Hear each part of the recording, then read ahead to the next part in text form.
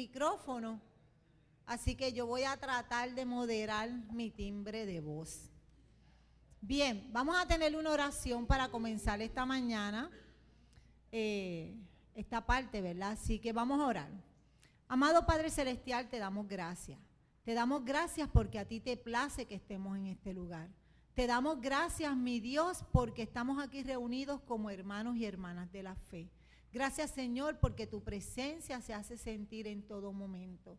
Gracias porque ya tú te estás paseando en este lugar. Y mira, mi Dios, sé tú tomando el control de todo lo que aquí haya de suceder.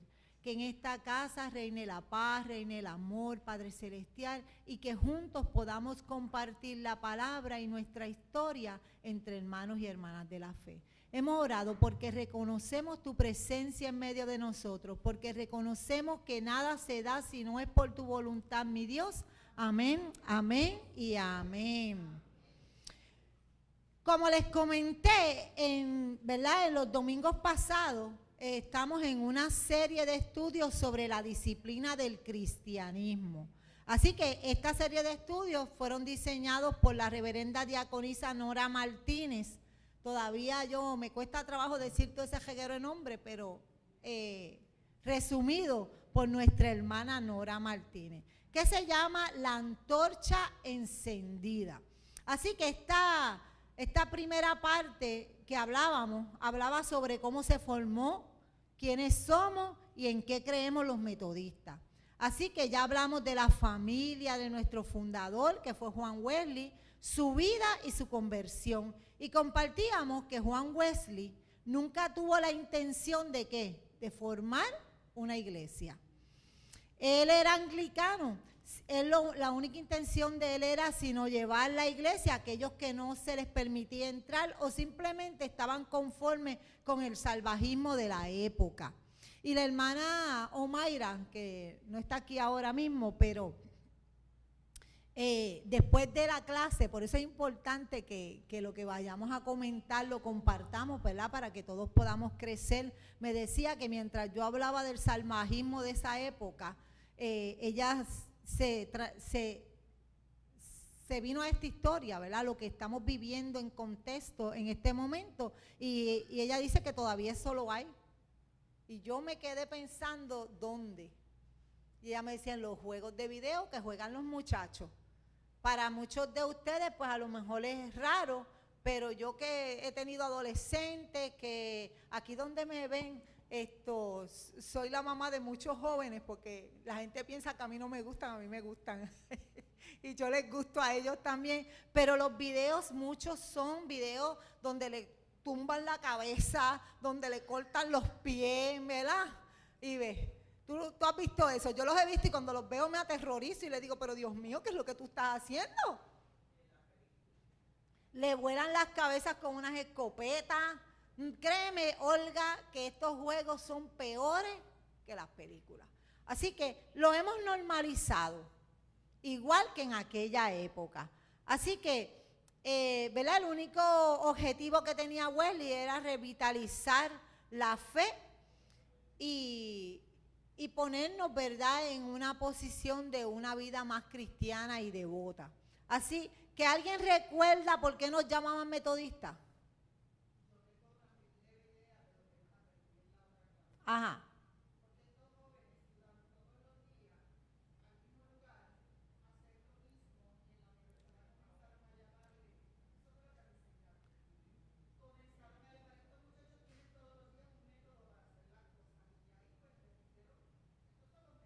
Exacto.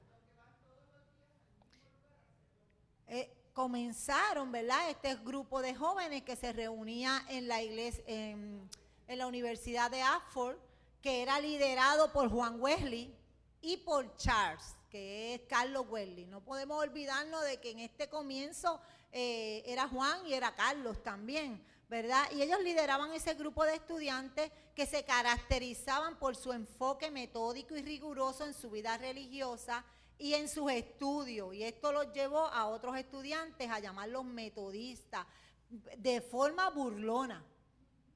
Y así que con el tiempo esto se convirtió en el nombre de la denominación. Así que se les conocía como un club santo. Así era como se les conocía, porque todos ellos lo que hacían era estudiar y estudiar las palabras, ¿verdad? Así que estudiaban la Biblia, oraban y realizaban obras de caridad, siguiendo un método estricto en su vida espiritual. Ellos eran metódicos, esto va así, hoy vamos a hacer esto, ¿verdad? Y no se salían de esa línea. Así que ser metodista significaba ser miembros de una iglesia metodista. Y hablamos de cómo llegamos al metodismo en los Estados Unidos. Ahí fue donde nos quedamos la semana pasada, ¿verdad? En los Estados Unidos. Y hoy por fin estamos en casa. Ya llegó el metodismo a Puerto Rico y yo no encontré, este es un video, ¿verdad?, que corrió mucho tiempo, hace quizás 3 años atrás, y yo quiero compartir parte de ese video con ustedes, porque el video es un poquito más extenso. Si alguien después lo quiere, se lo puedo compartir, pero esta primera parte de este video recoge esta primera clase. Así que después vamos a profundizar un poquito y vamos a abundar en algunas partes de él. Así que, pastor.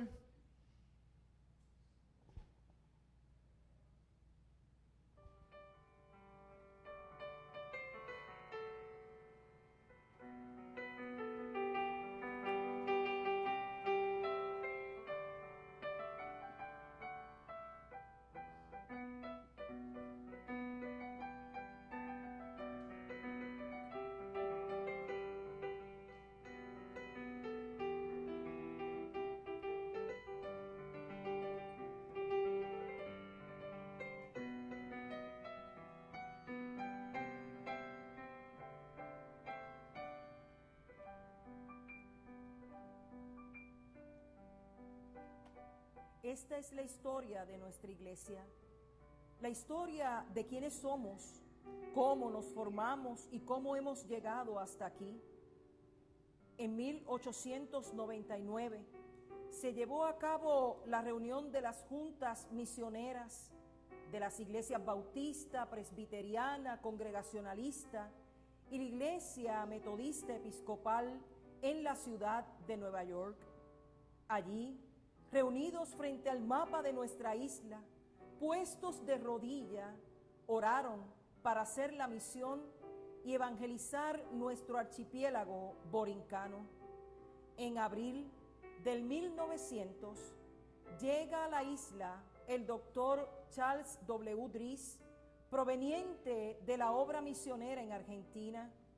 El 4 de abril se realizó el primer culto en la ciudad amurallada de San Juan Bautista y allí nace la Iglesia Santísima Trinidad del Viejo San Juan y con ella la Iglesia Metodista de Puerto Rico. Los primeros misioneros dedicaron la misión hacia los más vulnerables de la época y así nace el Colegio Robinson en Santurce y el Instituto Robinson en Atillo para la educación de los huérfanos y los marginados.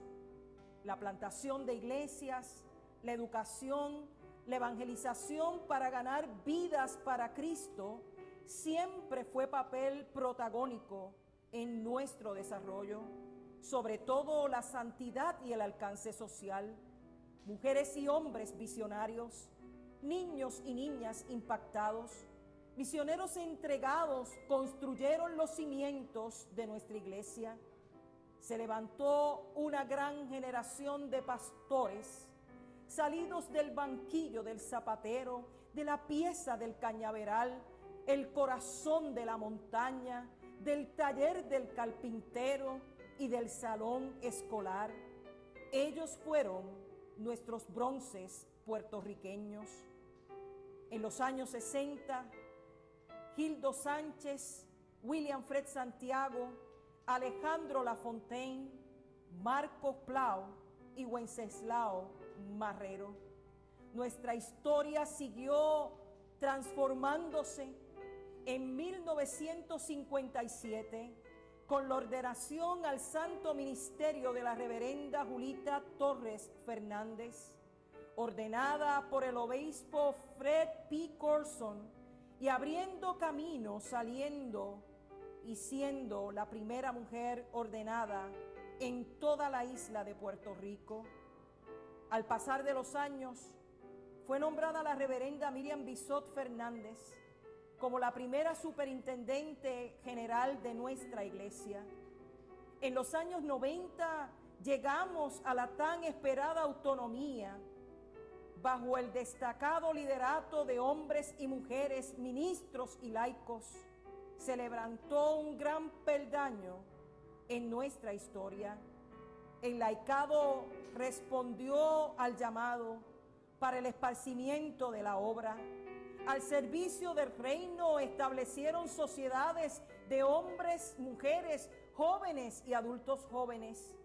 Y de igual manera vimos nacer el ministerio diaconal. En 1992 tuvimos la oportunidad de escoger nuestro primer obispo puertorriqueño, el reverendo Víctor Luis Bonilla. Hoy somos la Iglesia Metodista de Puerto Rico, la iglesia que ha dejado una profunda huella en la historia.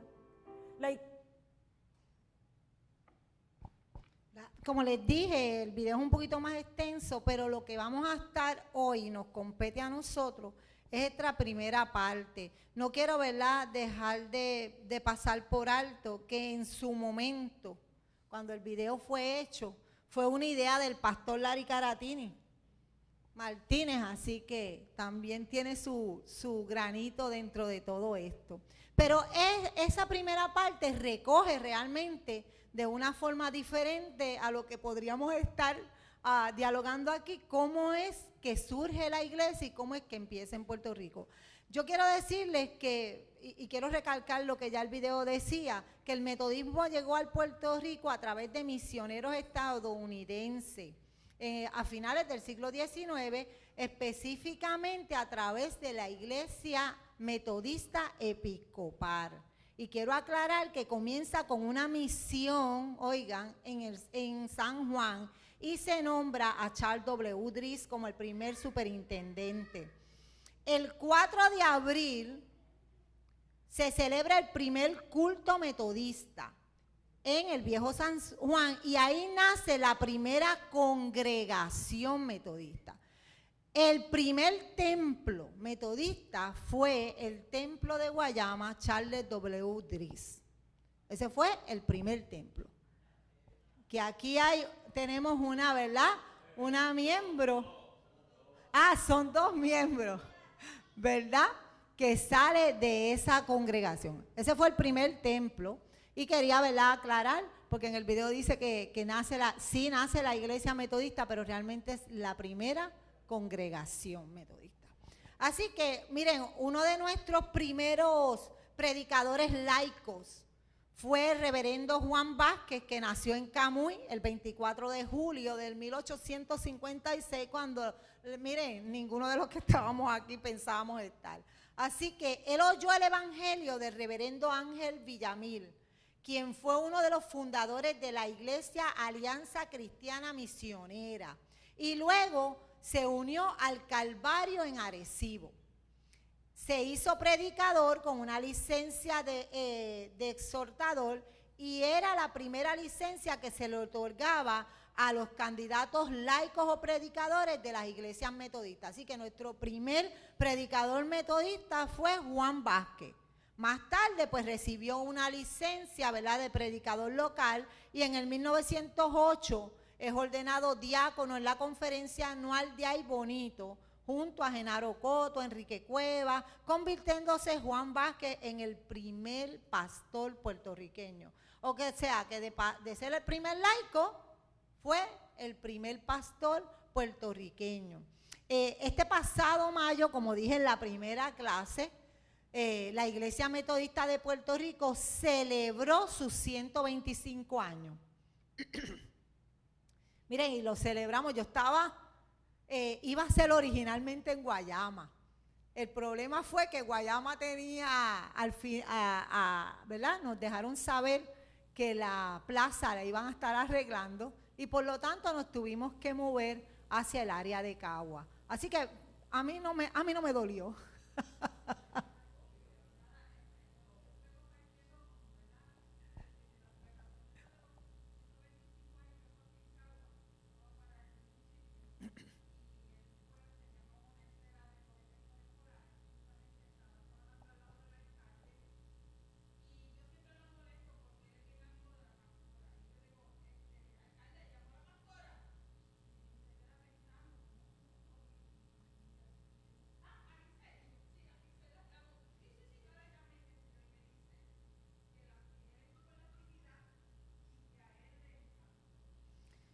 Fue una actividad, ¿verdad? Fue una actividad de gran gozo. Allí estuvimos un reguero de gente y varios regueros de gente de esta iglesia también sirviendo, ¿verdad? Así que fue una experiencia muy buena celebrando los 125 años del metodismo. Así que el metodismo en Puerto Rico ha marcado un importante camino espiritual y social, así que usted no se equivoque, en la isla. Ha tenido un impacto significativo en la sociedad puertorriqueña a través del mensaje de esperanza, servicio y acompañamiento en las comunidades vulnerables.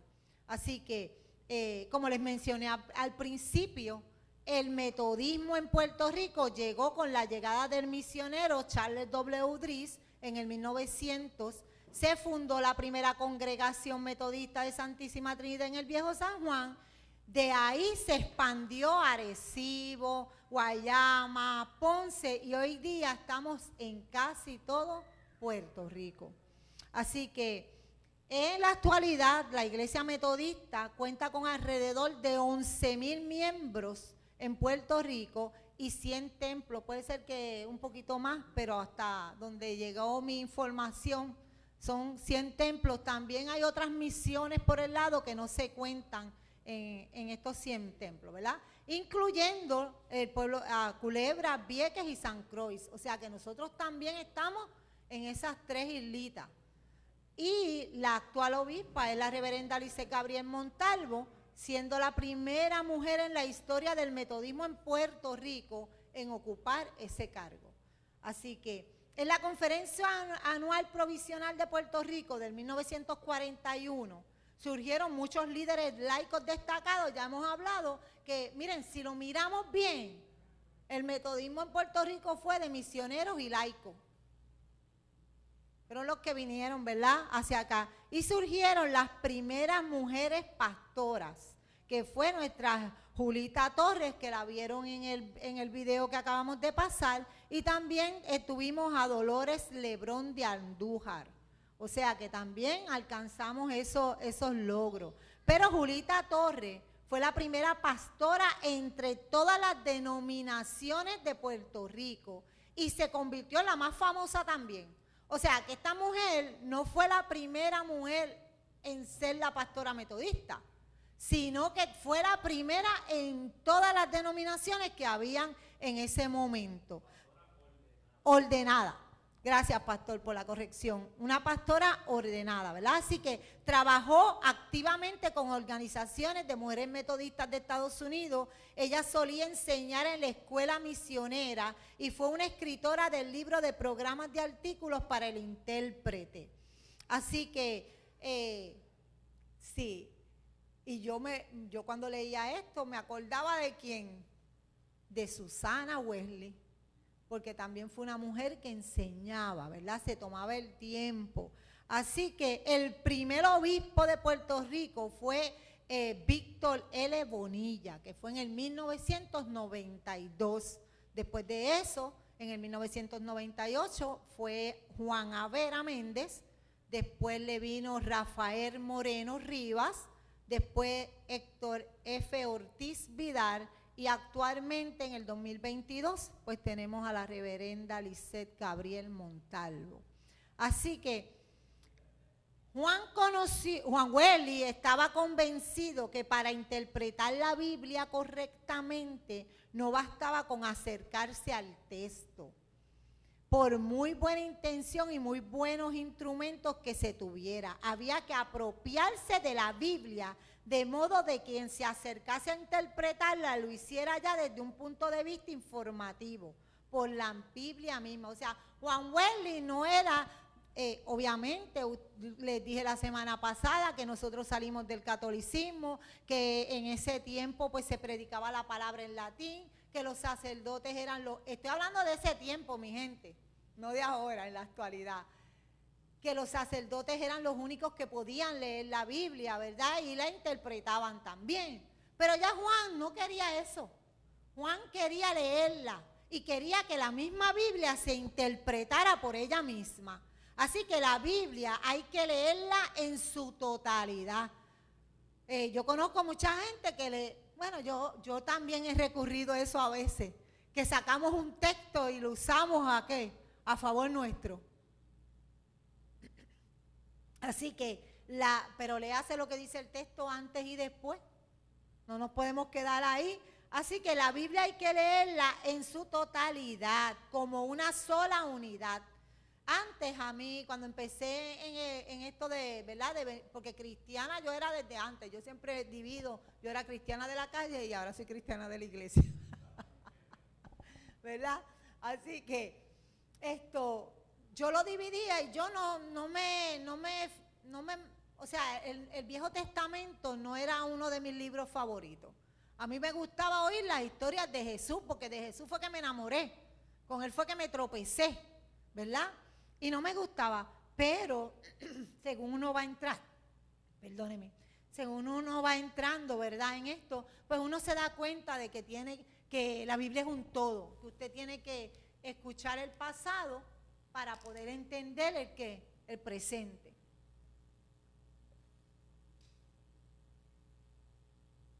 Así que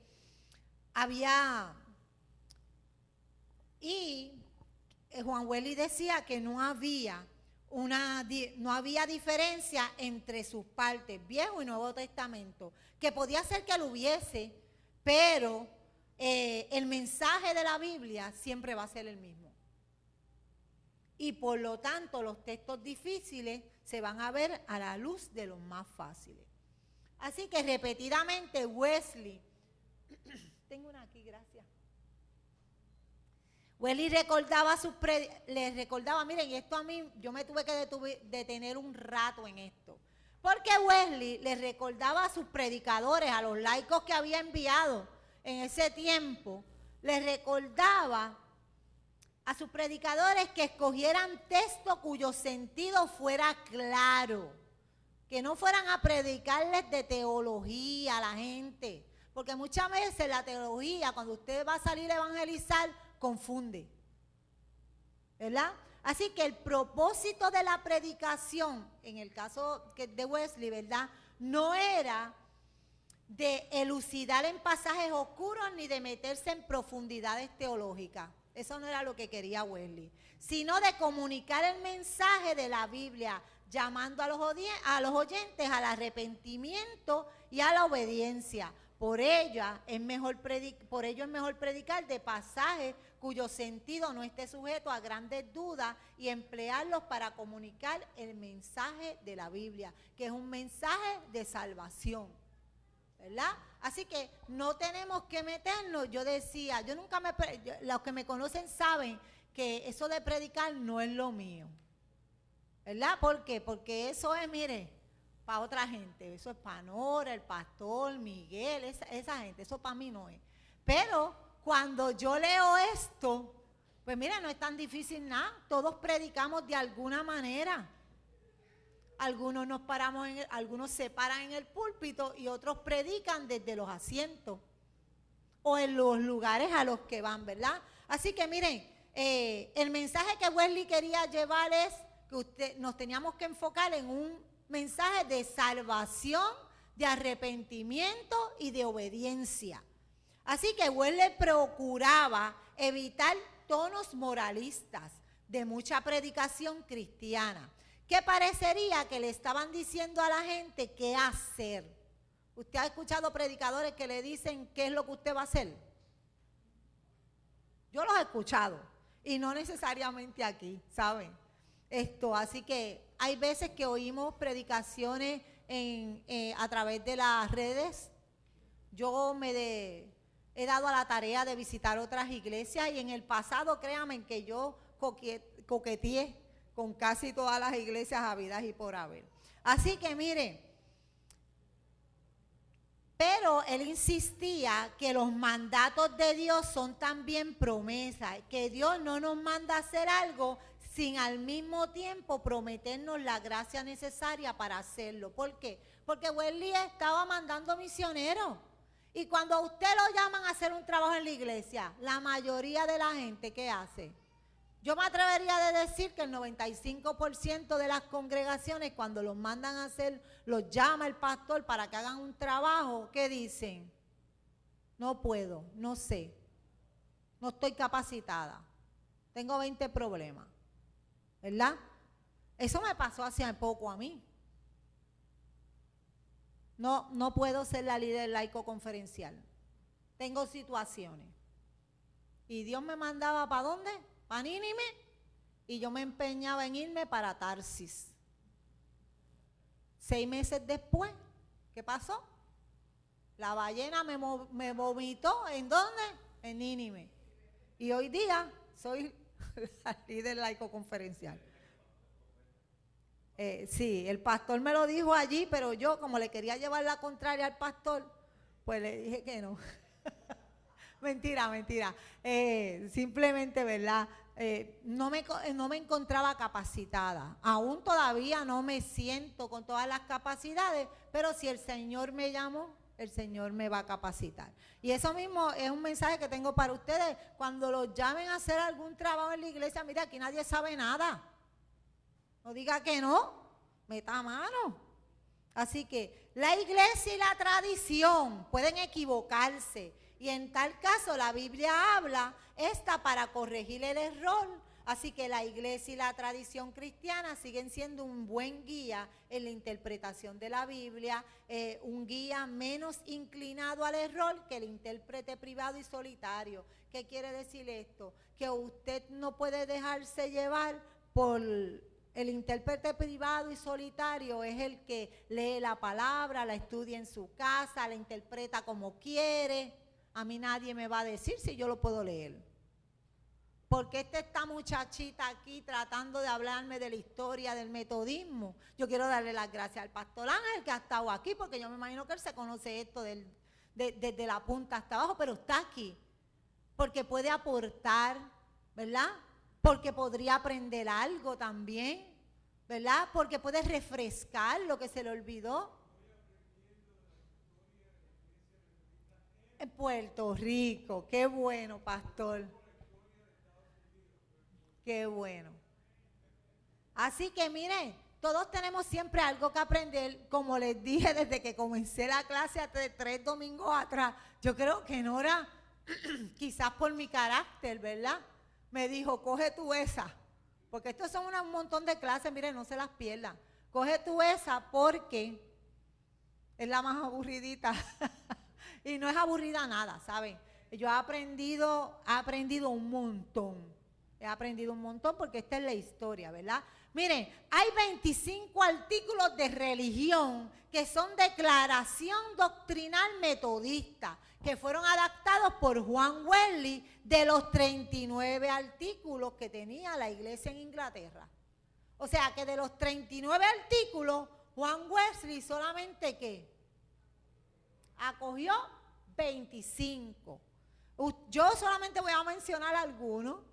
Si usted quiere, ¿verdad?, buscar después, eso está en la disciplina de la iglesia metodista. Y estos artículos, ¿cómo? Ah, mira, ya está gritándome Nora que no busque en ningún sitio, que eso se va a traer más tarde. Pero como la clase de hoy requiere que yo mencione algunos, pues voy a mencionar los que yo, ¿verdad?, van más a tono con esto. Así que estos artículos resumen las creencias fundamentales del metodista, abordando formas como la Trinidad, la salvación, la iglesia y el papel en que nosotros jugamos en el gobierno, ¿verdad? Cómo nosotros, ¿verdad?, respondemos a eso. Lo más importante es que la iglesia metodista de Puerto Rico cree en un solo Dios, que cree en un Dios trino. Usted no se deje convencer que es uno nada más, o que son dos, o que hay un Dios y muchos diositos por el lado, ¿verdad? La iglesia metodista cree en un solo Dios, que es el Padre, que es el Hijo y es el Espíritu Santo. Y eso no es negociable. Nosotros aceptamos lo que es el credo de los apóstoles. Creo en Dios Padre Todopoderoso, Creador del cielo y de la tierra. Creo en Jesucristo, su único Hijo. Eso me parece una de la Iglesia Católica. Tiene ese mismo credo con una variación, ¿verdad? Una variación al final. Así que nosotros, cuando usted vaya a una congregación, que estén dando el credo, pues mire, nosotros creemos en el credo apostólico también. Nosotros creemos que el pecado original, la naturaleza humana es corrupta desde el nacimiento. Que no es que usted nazca malo, todos nacemos buenos, pero ¿qué pasa en el camino? ¿Ah? Nos desviamos. Es la naturaleza humana, así que tenemos una tendencia ¿a qué? A pecar. Nosotros creemos que eso es así, que eso va a pasar porque debido al pecado de Adán, ¿verdad? Nacemos buenos, pero somos corruptibles. Nos pueden dañar en el camino. Nosotros tenemos libre albedrío, mi gente. Tenemos la capacidad de elegir entre el bien y el mal. No le eche la culpa al diablo. Exacto.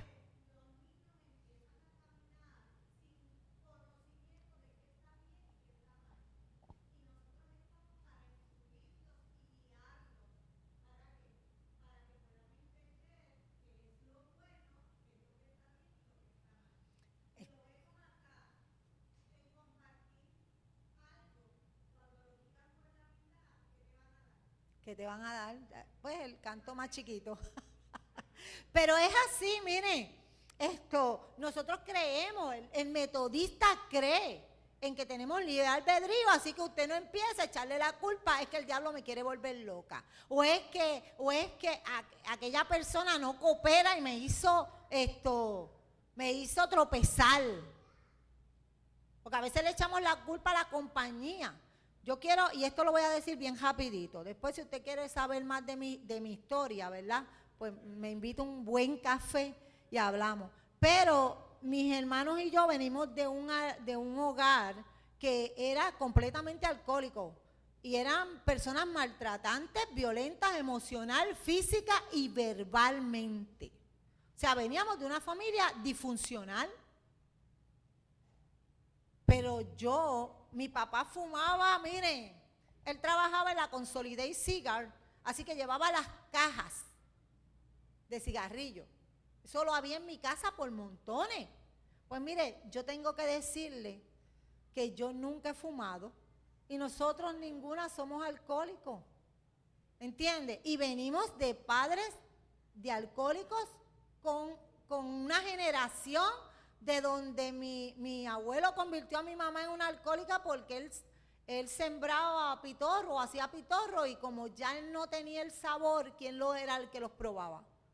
Los hijos, la familia. Así que tenemos que libre albedrío. Eso quiere decir que no porque lo hicieran y me crié dentro de ese contexto, yo lo voy a hacer también.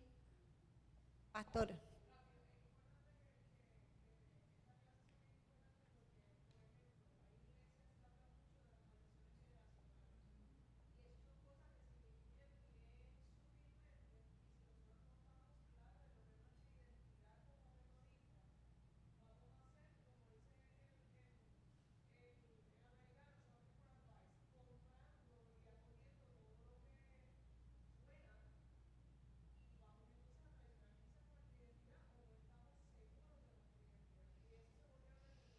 Sí.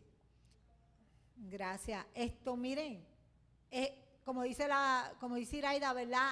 Esto es importante que usted se lo siembre en el corazón. Porque nosotros somos, ¿qué? Metodistas. Usted tiene que saber por qué usted es metodista. No es porque sí, no es porque esa gente me cae bien, vamos para el templo, Luis. Que esa gente allí es chévere y me da besos en la puerta cuando llegamos y todo eso, ¿verdad? Es porque creemos, estamos claros en que mi salvación no depende de el que se pare a predicar, el que se pare a cantar, el que me reciba, depende de mí y de mi relación con el Señor. Así que, ¿verdad? Creemos quería mencionarles, ¿verdad? Que creemos en la justificación del hombre, ¿verdad? que creemos que es recibida por la fe de Jesucristo y no por las obras. Los metodistas somos llamados a hacer muchas obras, pero por más obras que usted haga y por más buena o buena que usted sea, usted no se va a salvar. Usted se va a salvar por la fe. Las obras son buenas, pero hay gente que hace obras por varias cosas. Por una necesidad de reconocimiento, o porque entiende que es un mandato, ¿verdad? O porque, pues, que yo quiero ser buena. Pero cuando usted hace algo bueno, usted no necesita que la gente le diga. Yo siempre le digo a Miguel que cuando yo le pregunto, ¿lo hice bien? Es porque yo misma estoy dudando. Porque cuando yo hago las cosas bien, yo no tengo que preguntar, porque el Espíritu se lo deja saber. Así que nosotros creemos que solo por fe somos salvos. Así que las obras, ¿verdad? De esa palabra ni me sale, olvídese. Miren, no existen obras que vayan más allá de lo que Dios exige. ¿Qué quería decirle? Nosotros no creemos en que hay que castigarnos. La iglesia metodista no cree en el castigo, en una penitencia. Respetamos a nuestros hermanos católicos, porque ellos todavía tienen varias costumbres, ¿verdad? Eso lo podemos ver. Yo he tenido la oportunidad de ver lo que es una caminata de Emaús y ver lo que es un cursillo de cristiandad.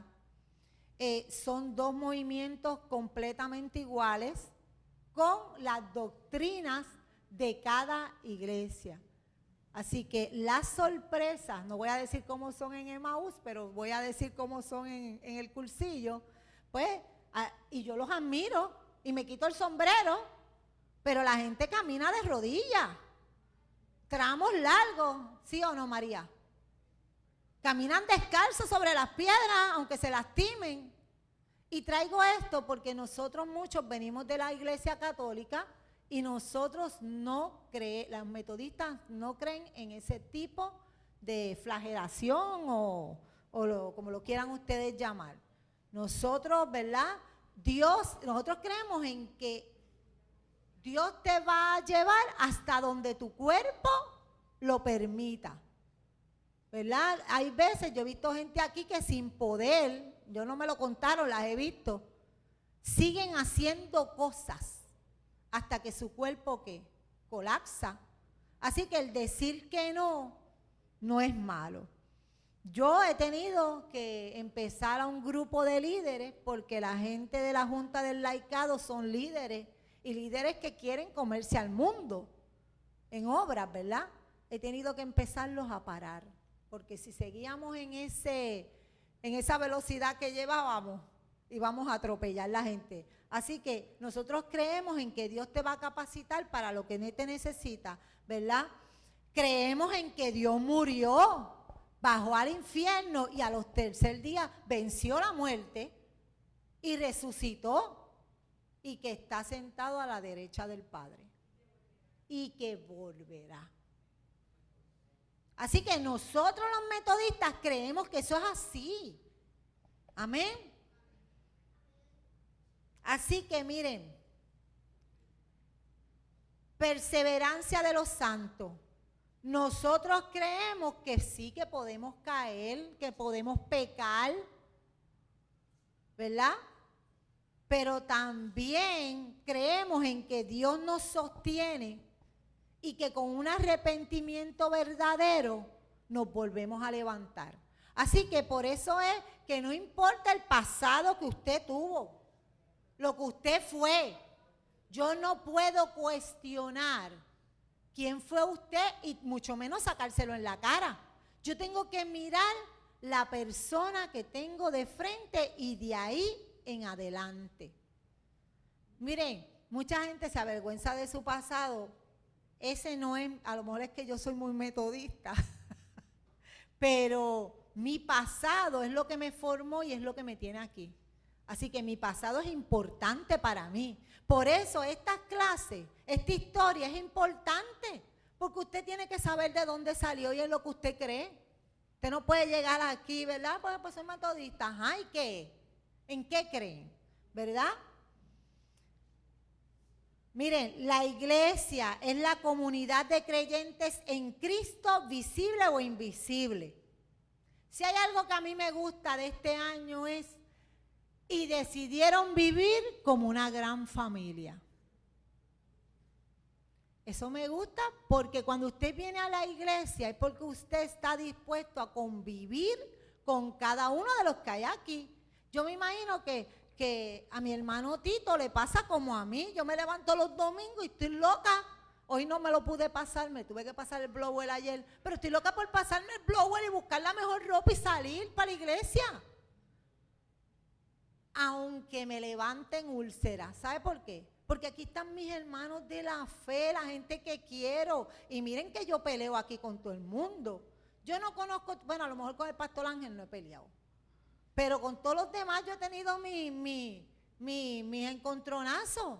Pero los sigo amando y ustedes yo espero que me sigan amando también. Así que miren, la iglesia es para que nos quedemos aquí. Mire, si cuando usted tiene hijos, a la gente empieza, ay no, que no me saludaron, ay no, que aquel bochinchó, ay que aquel habló de mí, ay que aquel... Mire mi gente, si en su casa usted vive todo eso todos los días y no se va. Eso usted lo vive en su casa todos los días, en su familia, usted lo vive y usted no se va de la familia, usted se queda ahí. Pues eso es lo que es la iglesia, una gran familia. Mire, autoridad en la iglesia. Tiene la autoridad, la iglesia tiene la autoridad para administrar los sacramentos y establecer las normas disciplinarias. ¿Qué quiere decir eso? Que yo no puedo irme a cualquier sitio, ay Dios mío, como hizo el eunuco y bautizó a aquel. Eso fue bueno en aquel tiempo, pero ahora tenemos, la iglesia es la que le dice a los pastores ordenados, ¿verdad? Si pueden o no pueden consagrar los elementos de la comunión. Y cuando usted decide ser metodista, pues usted decide que aceptar todas esas cosas.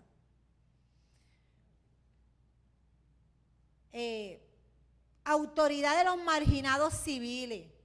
Debemos someternos a la autoridad civil. ¿Qué quiere decir esto? Que como iglesia yo tengo que respetar las leyes y las normas ¿de qué? Del gobierno.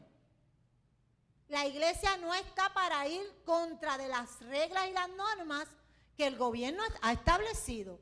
Nosotros como metodistas tenemos que ¿qué? Que respetarlas. Ahora, siempre que no contradigan ¿qué? La ley de Dios. Yo bromeaba con nuestra hermana Nancy y le decía, porque Nancy la llamaron para hacer estos jurados, y yo le decía que yo tengo la mejor forma para salir de ahí. Desde que llegue y me pregunten, yo le digo, no, es que yo soy cristiana, todos somos inocentes, todos tenemos oportunidad. Pues no me van a coger. Es una broma, ¿sabes? ¿Verdad? Pero a lo que quiero decirles es que yo sería incapaz de condenar a nadie a la muerte, porque eso va en contra de lo que yo creo. Yo sí creo en que cada cual es responsable de sus actos y que tiene que pagar, ¿verdad? Por eso. Así que miren, también esta me encantó. Bienes temporales. Los cristianos tienen el derecho de poseer propiedades y obtener riqueza para usarlas para el bien común. En eso es que cree la iglesia. Los trabajos son buenos y el que usted tenga guaguas grandes, ¿verdad? Qué pena que esto se esté grabando para no contarte lo que hablábamos ayer, Luis, de los hombres que tenían guaguas grandes. Es más, lo voy a decir. Por lo general, los hombres que tienen guaguas grandes no tienen pelo. Fíjense en eso. Ah, mira, acá tenemos otro. Usted vaya por ahí mirando las guaguas grandes para que usted vea que no tienen pelo. ¿Verdad? Pero hay que usarlos ¿para qué? Para el bien común, no para que usted se quede en su casa Así que, ¿verdad? Miren, estas son algunas de las cosas que usted va a encontrar, porque son 25, como les dije. Pero la tradición es lo que valoramos y atesoramos del pasado. La iglesia metodista valora la tradición, valora de dónde viene y valora las costumbres del pasado. Más duro que no te oye Daniel, que acaba de entrar.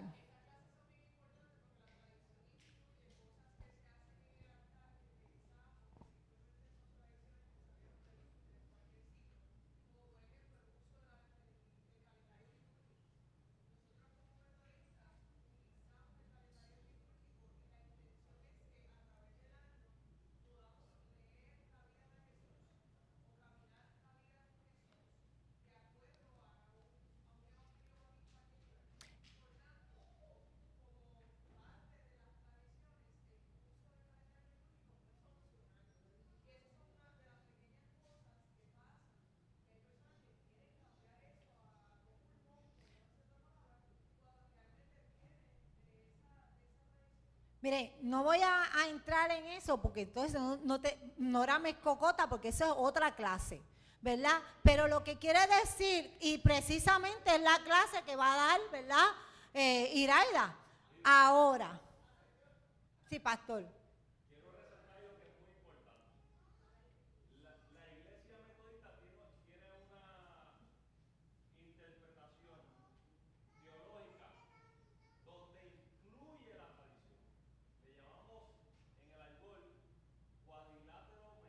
No he llegado ahí.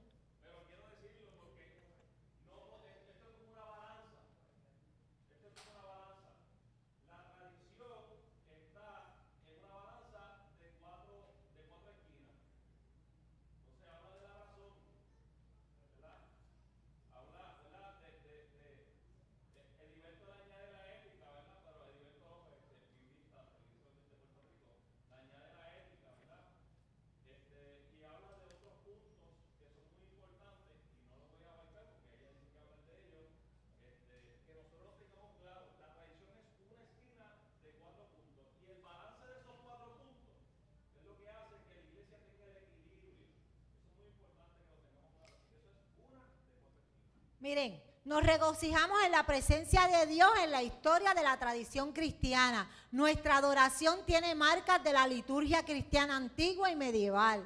Y ahora voy más rapidito. Nuestros himnarios contienen voces del pasado, incluyendo textos y tonadas de tradiciones católicas, ortodoxas, orientales, al igual que los protestantes. Eso que ustedes tienen ahí no es un libro, es una joya literaria.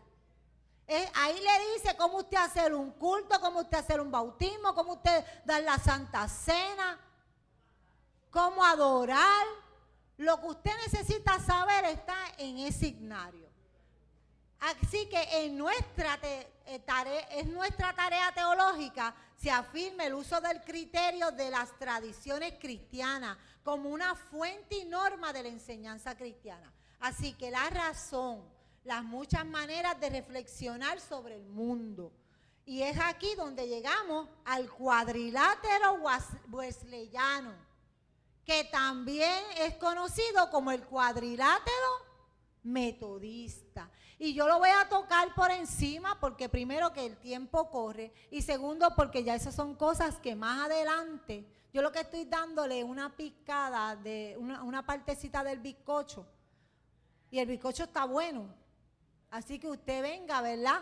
Para que escudriñe. Así que miren, el cuadrilátero metodista, también conocido como el cuadrilátero, el wesleyano, conocido como el cuadrilátero metodista, incluye la escritura, pero no como los puritanos. La tradición, pero no como los católicos. La razón, pero no como los platónicos. Y la experiencia, pero no como los entusiastas. Así que este cuadrilátero resalta de la unión de los metodistas episcopales y hermanos evangélicos. ¿Me oyeron? Esto no es de nosotros nada más. Esto es de esa unión, los metodistas episcopales y los hermanos evangélicos unidos. Y ha sido muy útil para ¿verdad?, aclarar nuestras enseñanzas y como un método para la reflexión ética y práctica sobre asuntos contemporáneos que las escrituras no nombran. Así que debajo de los criterios del cuadrilátero metodista está la creencia que Dios debe guiar nuestra vida en obediencia y, ¿verdad?, nosotros tenemos Dios a los que son obedientes y a los que son rebeldes. Pero tenemos que aceptar, ¿verdad?, que es Dios quien que guía nuestra vida. Así que yo voy a tratar de ser más obediente. Y validamos la autoridad de Dios. Yo le respondo al Señor.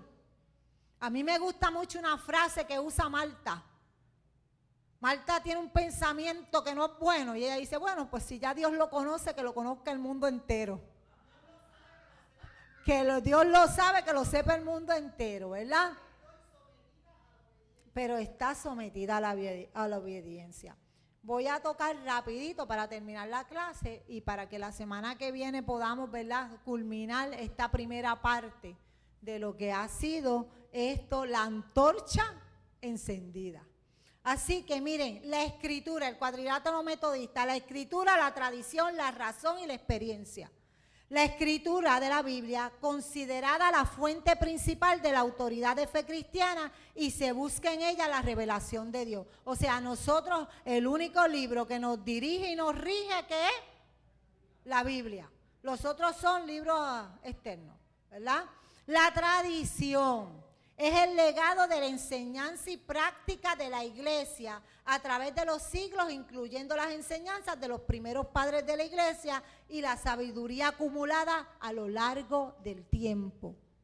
La razón es una herramienta para entender la escritura y tradición, ayudando a discernir la verdad y aplicarla a la vida.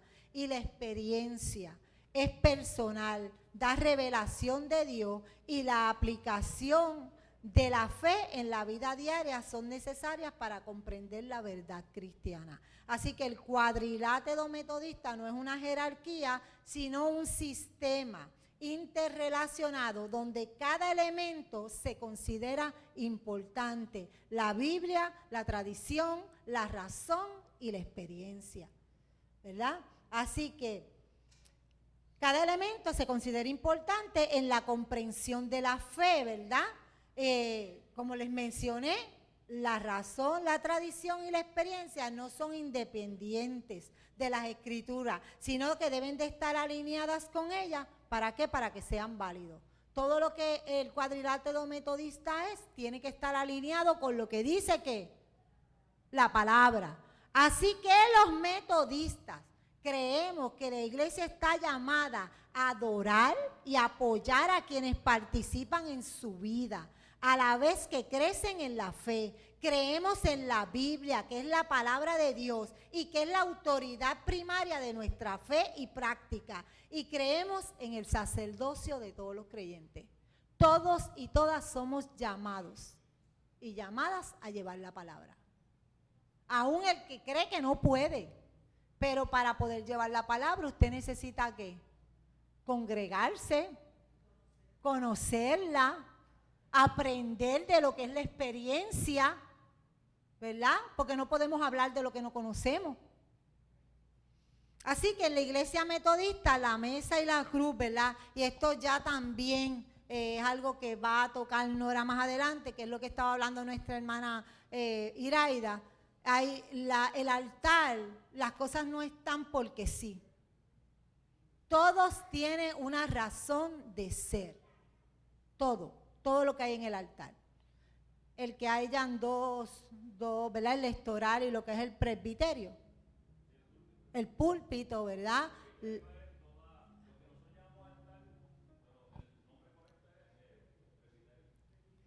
Para la iglesia metodista, el altar, como dice el pastor, que es lo que conocemos aquí, simboliza la presencia de Dios. Miren, dije que simboliza. Yo no estoy diciendo que o sea, Él está ahí, pero está abajo también. Pero para nosotros los metodistas, Es lo que simboliza. No quiero seguir abundando porque ese tema del altar a mí sí me gusta. Algún día me puedes invitar a darlo, ¿verdad? Así que no me tocó en esta ocasión. Así que vamos a ponernos de pie, ¿verdad? Pero, ¿alguien tiene algún comentario, algo que quiera decir? Le queda un minuto. ¿No? Bien, ajá, María.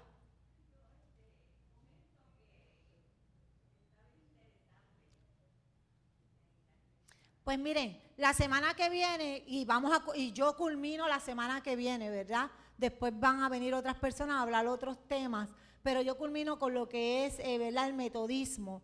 Y vamos a estar, la iglesia metodista solamente reconoce 2 sacramentos, que es el bautismo y es la comunión. La iglesia católica tiene como 7, ¿verdad? Pero nosotros reconocemos 2 sacramentos y vamos a hablar de eso. Pero adicional a eso, vamos a estar repartiendo un papelito para que usted me lo llene el mismo domingo. No es que se lo va a llevar, me lo va a llenar para nosotros poder recoger el insumo, ¿verdad?